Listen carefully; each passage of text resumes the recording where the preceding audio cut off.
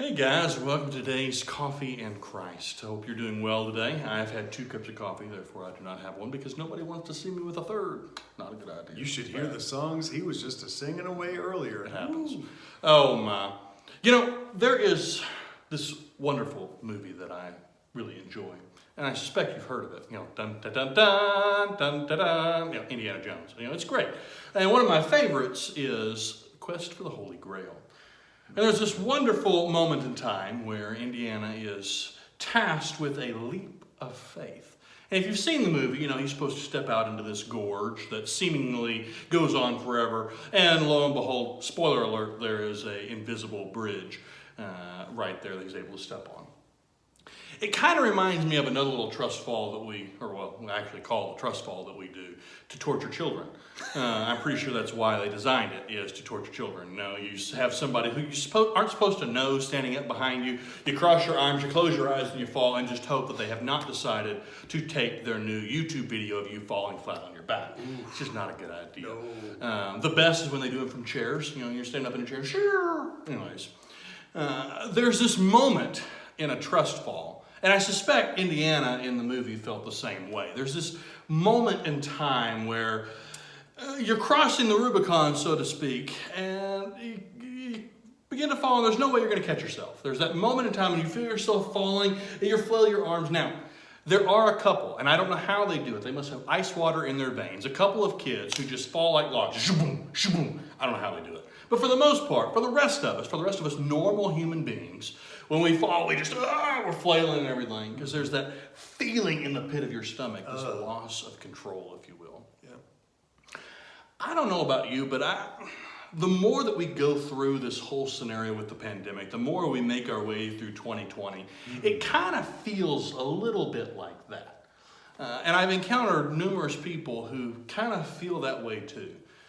Things just aren't quite as normal. Yeah, there's been great benefits and great blessings, but there are several who kind of feel that out of control feeling in the pit of your stomach, that things just don't seem to be going well. That moment where you know you can't stop, but you don't know what's going to happen when you fall.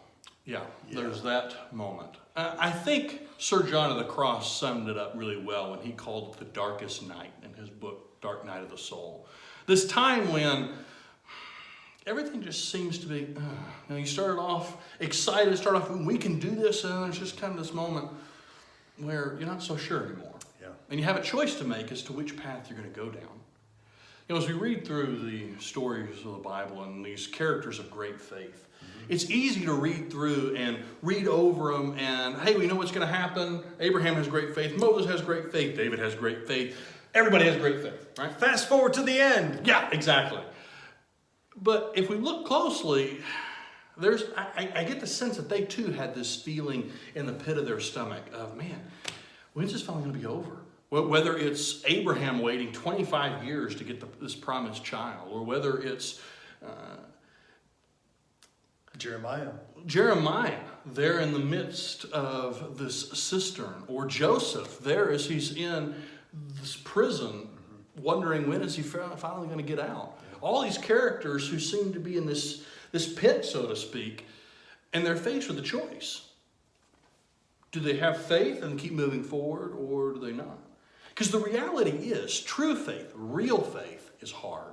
It just is. You know, it's easy to have faith when we're in control, everything seems to be going great, you know, hashtag blessed, you know, everything's going all right. And so it's easy to have faith then.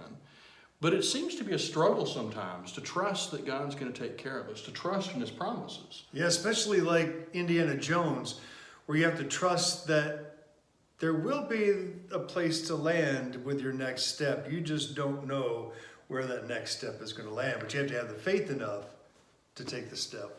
And it's hard. You know, we as human beings, we like to know when the end is going to come. We like to know, or at least know that an end is coming and what it's going to look like. Yeah.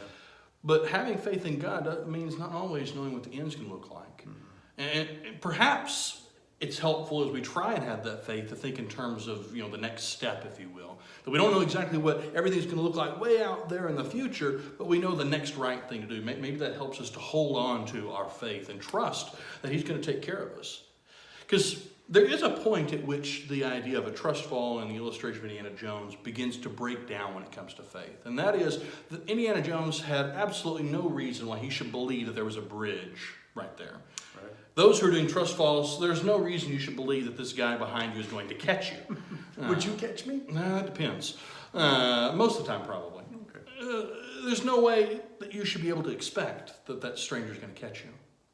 With God, however, He has always been faithful, and He continues to be faithful. Amen. And so we choose to have faith, and even when it's hard, even if we're holding on just by the hair of our chinny chin chin, holding on by our fingertips, white-knuckled, if you will, as we wait upon the Lord, as we have faith that He's going to take care of us. Amen. It's not always easy, and perhaps it's helpful to think in terms of the next right step.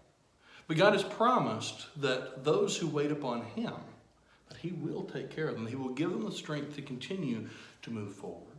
Yeah. So choose, even though it's difficult, to wait upon the Lord, to trust in His promises. May the Lord bless you and keep you. May His face shine upon you and give you strength.